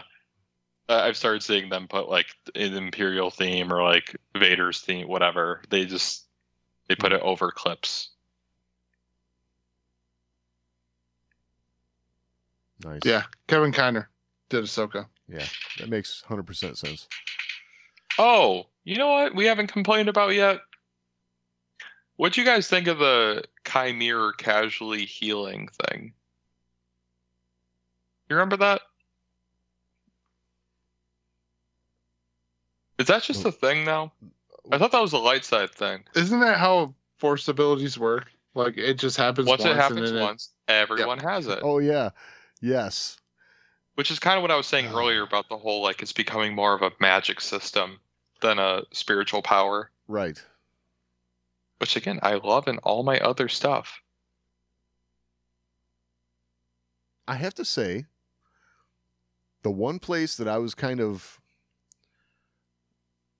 initially impressed with that sort of thing was in The Force Awakens when Kylo stops a blaster bolt dead in its tracks. It was like, the first time you saw that, it was like, ooh, what do we have here? This is cool. Right? This is really cool. It didn't seem too world breaking or lore breaking. Exactly. It was just kind of a cool, like you think back, like, oh yeah, Vader could probably do that. Right. And But really, instead he deflected it. yeah, Vader did the whole thing with Han Solo's blaster in Cloud City, right? Yeah. Think of it that way. It was a little different, but,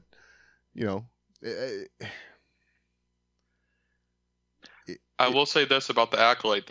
It made me want to rewatch the sequel trilogy. Really? So I might like it. I might like it. Don't do it. Oh, I might like it more now. I've tried that. Did you? Yeah, I've tried that. So I'm like, I actually want to watch the Force Awakens now. And I Okay, haven't The said Force that. Awakens is good. Like you're gonna watch The Force Awakens and go, "Wow, this wasn't that bad." Right. Then you're gonna get to the other two. Yep. I think I You'd be could like- probably get through The Last Jedi and be okay and be like, oh, they're going to fix it in the third one, and then they don't.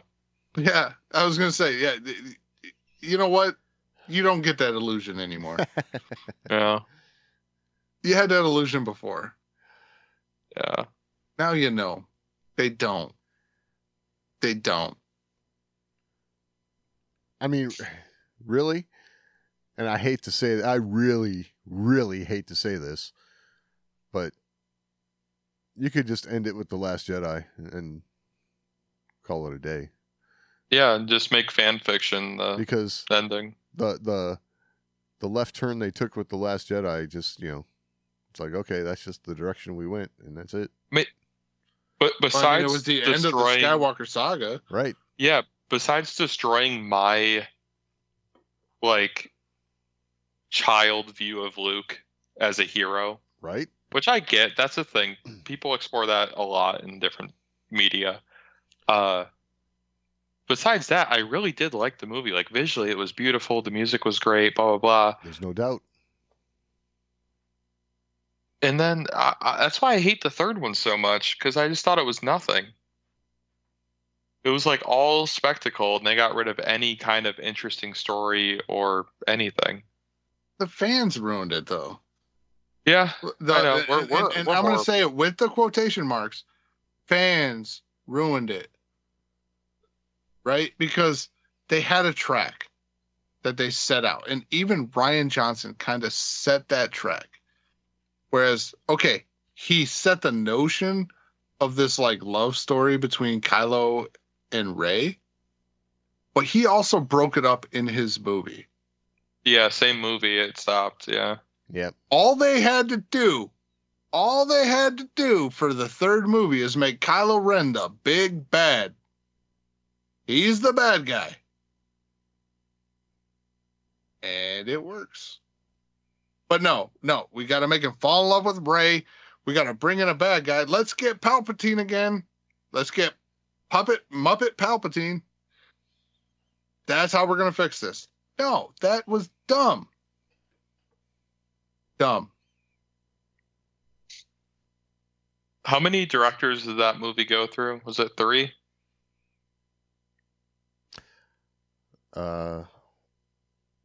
It might have been. I'll tell you what. Yeah. If you're a director and you get fired and they replace you with J.J. Abrams, hang it up. You're Right. done. Because you. You're done. All right. And not only that, but like, we're going to bring in J.J. Abrams to conclude a story. Just hang it up.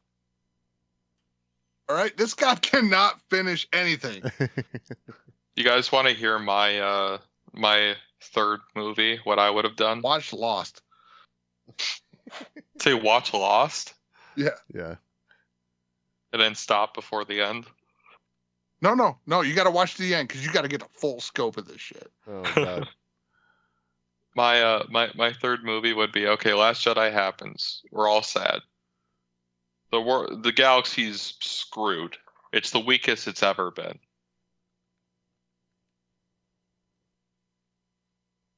A foreign alien race has invaded the galaxy. No one was ready for it. The Yuzon Vong are here. How can you do that in a third movie? Fuck it. It's better than what they had. Yeah, but then the New Republic has to join forces with what is it? What were they called? The New Empire? The First Order? The First Order. The New Republic has to join forces with the First Order to repel the Yuzon Vong. Or it's like a trifecta. Like it's a war between everyone. Oh, I see. And then it's really Star Wars instead of Star War. Gotcha. Get me in the writer's room. That's all I'm saying. All right? Doing more than they are. You know, in a lot of ways, Hunter, I like what you're saying because, this has a lot of, like, how do you put it? Complex. This nation and that nation have treaties and blah, blah, blah. You have a lot of that stuff going on, Yeah. Yeah. I think it could have been interesting. My friend kind of deal. And I Kinda. know that'd be weird for the third movie, but I don't think it. I really like the idea of the story not being fully concluded, Right. and it being like, oh, the trilogy after just picks up 10 years later. I was just going to say that third movie, you just won your first battle against the Yuzon Vong, right? I mean, that's Yeah, you think you wiped them out. So yeah. Oh, they took half the galaxy while you were doing do that you one guys fight. remember? You guys remember like totally bashing on the story of Kylo Ren finding this ancient Sith and like having to battle this ancient Sith and then becoming this absolute monster. Remember like crapping on that when they proposed it? And it's because of the like concept imagery that was shown with it, Oh. things like that. I'm like, I don't remember this. There were some storyboards or something that came out, right? Okay. What was that from? That was that was from what's his name? Who's the guy they had directing that? Colin something? Colin Favreau, or not Favreau? Trevorrow. Colin Farrow? Trevorrow. Trevorrow. So you remember the Colin Trevorrow storyboards that came out? Yeah, I saw one this morning. And we just bagged on it. Yeah. And now I look at it and go, damn, that probably would have been better. Yep. Yeah, I saw there's this one of what's his face? The spy. The asshole that hates Kylo Ren. Husk? No. What's his name? You know who I'm This is how talking good about? it was. Hux. This is how good it was. Hux. Hux? It was like this cinematic shot of like the First Order crumbling above, and it's him committing like seppuku with a lightsaber. It was like Kylo Ren's lightsaber after he was killed, Wow. and it just like showing the shot in the background of just the First Order crumbling. That And, might like, have been from the Colin Trevorrow storyboards. It was. Right. It was. I saw it this morning about Yeah. that. They're like, we could have got this. So I thought that was funny you said that. I was like, whoa, I Yeah. saw that this morning. And I remember crapping on that. And man, we should have got that. Now, Doug, I remember you kind of defending that movie and saying it was the best they could do. Have your thoughts changed? The Rise of Skywalker? Yeah. Ah. Because I think my idea is better. Oh, your idea is totally better. But I think, okay, let's put it this way. Given the the Disney, we're going to keep a schedule no matter what, even though we're firing writer-directors and not plan a trilogy out. Right, It's so stupid. Right. Given, and the, like I said, the left turn that The Last Jedi took, and different directors of these movies not talking to each other. Given all of that crap, it probably is the best that we could have gotten. And also their choice of director for the last one, So it's like, it's. I'm not saying it's a great thing, but it's like, it's about what you can expect. So I don't know if this is a hot take, but I wish all 3 movies were directed by Rian Johnson over J.J. Abrams. I'd rather see what his 3-movie vision is. Honestly, I would agree with that. Probably, yeah. Honestly, I might not like The Last Jedi. If he goes to left field out the gate and just continues that way, at least it's a new story. At least it's a new story. Yes. Right. Yes. It's not J.J. Abrams trying to okay, welcome back to Star Wars. We're going to do the same thing again. Here's the feel. Here's the vibe. This is what we're going to do. And then J.J. Abrams go, no, we got to freshen it up. Give him the helmet back. Yeah, here's the new vibe. Let me just put it this way. I think one thing Rian Johnson really wanted to do personally was kill Luke Skywalker. If he'd had 3 movies to do it in, it probably would have been better. Oh, I agree. Yeah. It almost seemed like he rushed to do it. And you know what? I don't even hate the idea of killing Luke Skywalker in this trilogy. It's just the way it was done. Right. Exactly. Introduce him, kill him in a lackluster manner. Mm-hmm. I mean, if he would have been toe-to-toe with Kylo and died, that's different. Okay, yes, he performed this mean feat that no Jedi did, cool. But if he would have been toe-to-toe with Kylo and Kylo kills him, and then that creates Kylo Ren the bad guy for the rest of the series, right? That is something. That is something. That makes him the bad guy. Let Luke have We need something that goes, hey, screw that guy. We hate that guy. Let Luke have his strike me down, I'll become more powerful than you can ever imagine moment times 100, right? God, I hate the Jedi. I hate the Jedi. My almost counter to that, my counter argument is Rian Johnson had to come up with a reason why Luke wasn't intervening. Because it was already set up by J.J. Abrams that he was on this random place. He hasn't shown up in a long time. And he had to find a reason. I don't disagree with that. I don't. So I'm curious if he would have gone the same route. I don't think he would have if he'd had more time. I think you could have explored. The movies should have been made 10 years before. Sure. Oh, and the dudes should have definitely emailed each other. I've said this for a long time. Yes. Hey, is it cool if I ruin Luke as a character? Because Rian Johnson, and you can go back to the beginning of this show, literally the beginning of this show, when they announced Rian Johnson as the director for The Rise of Skywalker, I was super excited. Mm-hmm. I thought this dude was going to kill it. Same. And he did. He killed it. And in all honesty...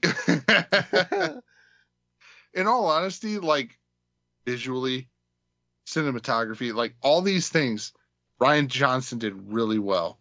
But the story just didn't vibe. Right. The story felt disconnected from the prior episode. Well, we were on a tangent. We are. But it's been a while. Disconnected. So... I agree with Hunter 100%. I think you give Rian Johnson that entire trilogy. I think it's peak Star Wars. Peak, I'll argue, but I think very good. We're at least talking about, hey, what do we like better, the sequel or the prequel? Peak Disney era Star Wars without a doubt. Without a doubt. What is that for you guys right now? Peak Rogue One. Yeah. What about you, Doug? Yeah, that's yours? Rogue One, absolutely. I think mine is Mandalorian Season 1. So I would put that right on the heels of Rogue One. I think that made me fall in love with Star Wars again more than Rogue One did. Wow. Like, that was magical. When that was coming out, it was like the first like live action Star Wars like TV show, and it was good. I mean, that season 1, like, that was I would say I understand the bump it's getting from you because it was a TV show, but man, Rogue One, it just like, hey, we're gonna tell this story about these characters that stole the Death Star plans. Like, they set out a goal, and they put other characters along the way that helped them along their journey, but they achieved the goal. So it was like, this is our goal. They did it. Done. There was no like 5 times misdirect. Like, you didn't have to wonder what the story was actually about. Like, what were they really searching for? Right. Rogue One did an amazing thing where I didn't care about the story at all. Like, oh, we're going to get the Death Star plans. That's not interesting. But then they gave us incredible characters. Absolutely. And then I cared about it. Like, I went into that movie being like, oh, there's no Force. There's no lightsaber battles. This sucks. And then 10 minutes in, I'm invested. And well, how does it hold up against the Acolyte that's got tons of Force and tons of lightsaber battles? Acolyte's way better. Acolyte clears. No, Rogue One is like Rogue One is probably my 3rd favorite Star Wars movie. Oh wow. Oh, it might be 4th. It might be 4th. I think it's 4th. Okay, I could kind of see that. I'm gonna say 4th. So it's Empire, New Hope. Empire's not your first? No, absolutely not. Never has been, never will be. Hilarious. Empire, New Hope, Revenge of the Sith, Rogue One, Return of the Jedi. And I'll say why Empire will never be my top. Empire's not good without Jedi. False. Incorrect. That movie made me feel so many emotions. Why? The ending. It's so like there's no hope. I love it. Okay, that is the most logical answer I've ever heard to that. You are in the minority. I know what you are in the minority of why Empire is good. No, I love that. I think that was it. This is kind of dramatic to say, maybe a little melodramatic. I think that's the first time I felt despair as a human being when I watched that movie and saw it end like that. This is not how most people react to Empire. They always say, "Oh, it's because of this. It's because of that." Like, it's never because they lost. I love that, and I didn't expect them to and lose. You know I know what? the movie's called Empire Strikes Back, but I didn't expect the heroes to lose. Mad respect to you for that being your favorite movie because of that. Mad respect. Most people don't see it that way, and the only reason they see Empire as any good is because Jedi concluded the story. I mean, just besides that, I thought Cloud City was such an interesting place. I think Hoth was like the best opening of any Star Wars. I love that we're just thrown into That's war. usually why people love Empire. I just love that we're thrown into war instantly. Like, oh, we can tell some time has passed. They've been fighting, and hey, they've been losing. But I also think the pacing is just the best. The movie just constantly slaps. Out of all of them, it just constantly slaps. It's like, oh, you're bored of Hoth? Let's go to Dagobah. Oh, you're bored of that? Let's go to Cloud City. Right, but I would argue that the actual meat of Empire is kind of hidden because it does that. The pacing's so fast. It's an action-packed movie. It's the middle movie. It's very much a middle movie. In the best way. There's no doubt. It is a middle movie, yeah. But I mean, logically, it is the middle. But well, I mean, no. I mean, but it absolutely feels that way. I mean it in the way you're saying it, yes.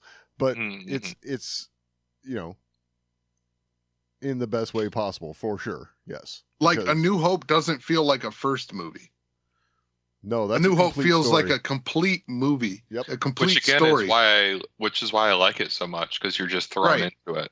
Which is why it's the one that bounces between my two favorites.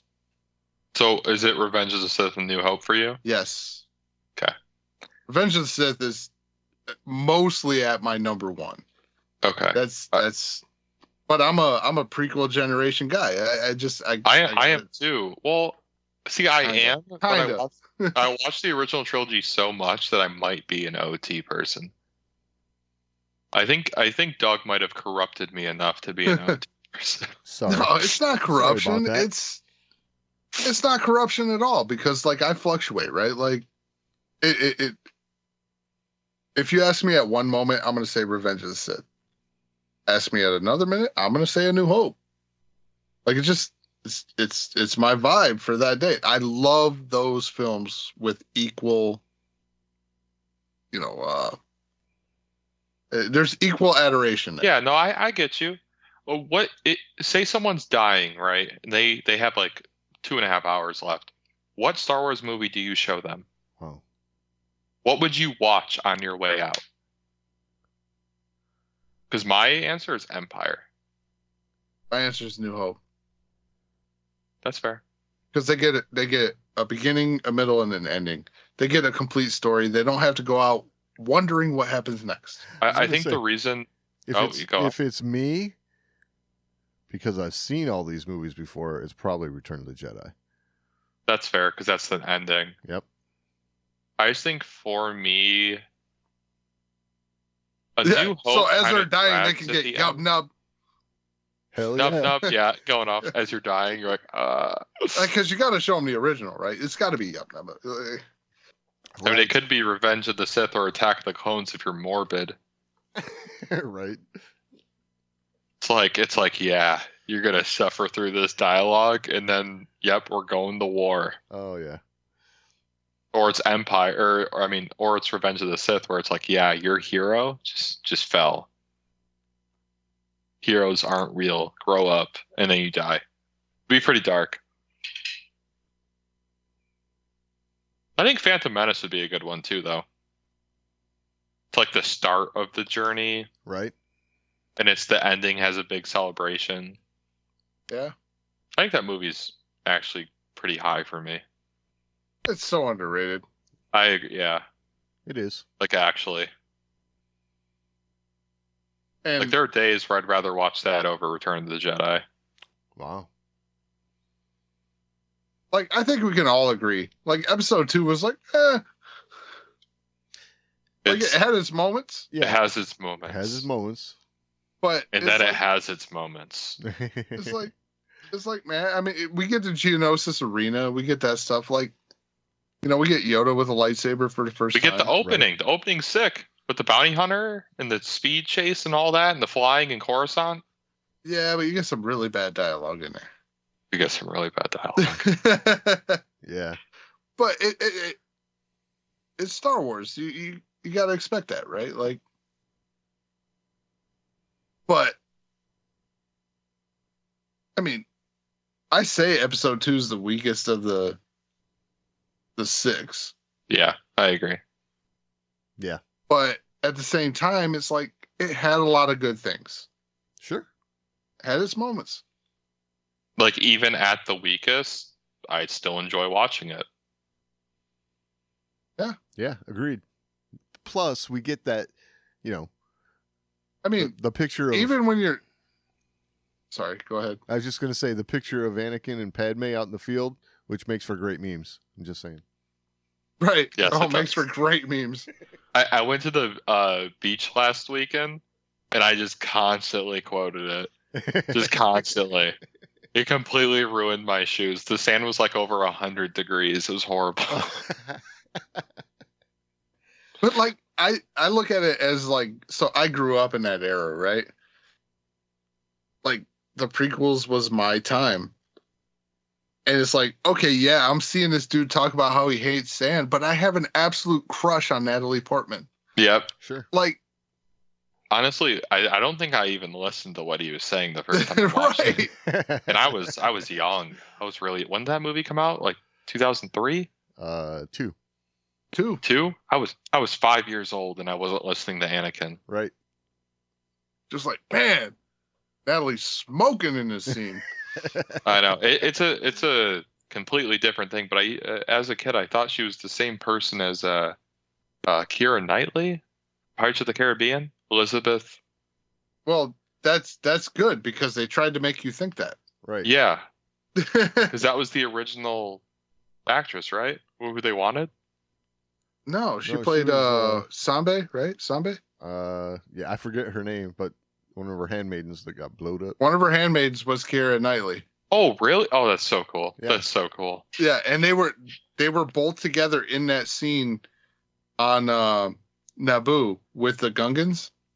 They were together when one of them's dressed up in Queen Amidala and then she's just Padme. Oh, that's awesome. That's both of them together. They I look love identical. that. Because Right. as a kid, I watched That's Keira Knightley. and I was like, oh, it's Padme. Yeah, that's why you think that.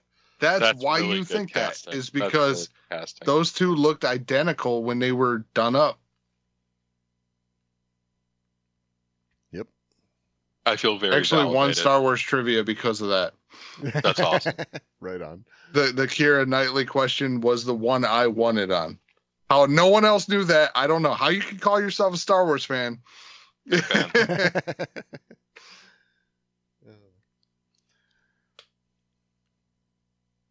But yeah, wow, that was a tangent, boys. Yeah, it was a big one.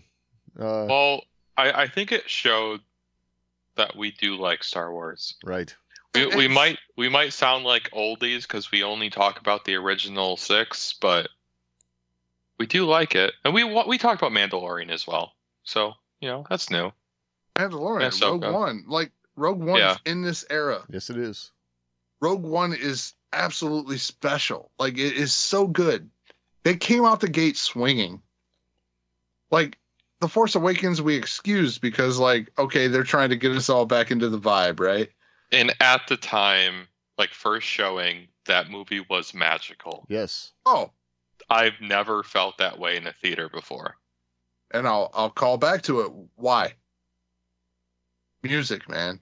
I mean, the music, just the music for the Millennium Falcon, like so many parts of that movie. First viewing, at least, it was Even- like wow, Right. even Rey's theme. very good. It's very good. Kylo's theme, very good. All the Kylo's music, theme. all the music in the And- sequel trilogy, I think, is very good. And the one that gets me the most every single time, even when I watch The Force Awakens now, March of the Resistance. Yeah.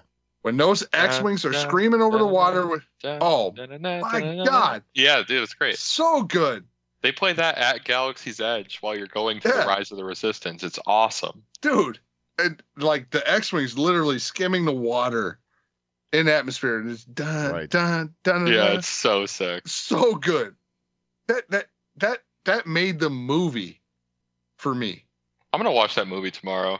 Dude, We're talking about it. I feel like I need to view it again. It's been a while. I mean, yes, does it echo A New Hope? Absolutely. But it did it in the right ways. And then I'll just stop after that and be like, yep, Finn became a Jedi, Rey became a Jedi, Kylo was an awesome Sith Lord. And Yep. dude, Finn is one of the things that just triggers me hardcore. Yes. Such an underserved character. That guy got to show up, collect a bunch of money, good for him, and just yell Rey for 2 movies.